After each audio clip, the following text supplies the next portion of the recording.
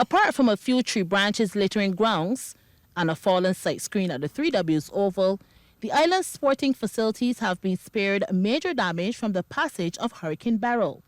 When we checked in at the Mecca Kensington Oval, mere days after successfully hosting the ICC Men's T20 World Cup Finals, there was no visible damage on the outer extremities. And when contacted, Chairman of Kensington Oval Management Inc., Damien Gaskin, confirmed there was no structural damage. Just a few signs and advertising banners had fallen within the grounds, but nothing of major consequence.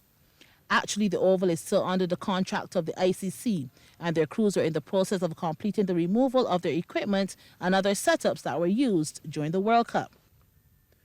Just over the hill at UWI, the Usain Bolt complex reported no damage. Dr. Rudolph Aline, head of the Academy of Sport, told CBC Sports the track and its immediate facilities are untouched, and all the necessary inspections were made. However, when we ventured over to the neighboring 3Ws Oval, the sight screen to the southern side of the ground was severely damaged from the high winds and will be re-erected in short order. There was good news over at the Garrison Savannah, the home of horse racing, where they were breathing a sigh of relief in coming out unscathed. Liaison officer at the Barbados Turf Club, Mohammed, said they were happy to be spared this time around.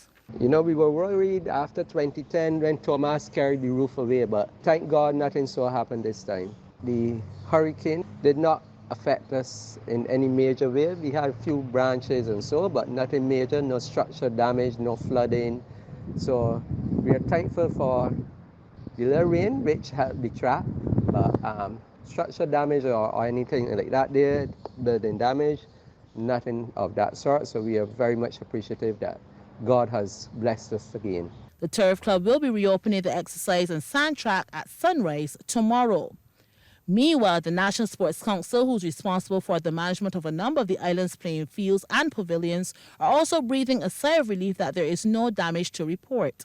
Marketing and Communications Manager at the NSC, Roberta Dowell, said assessments were done throughout the day. There hasn't been any major damage reported to our facilities.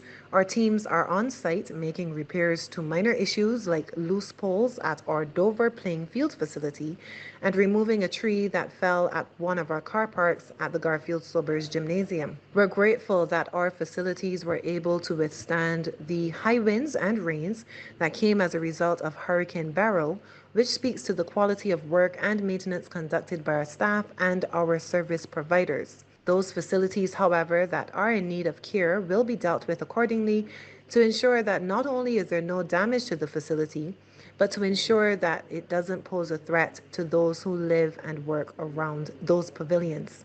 Checks with the Barbados Football Association, the Bushy Park Racing Track, and the Netball Association all reported that their facilities also incurred no damage.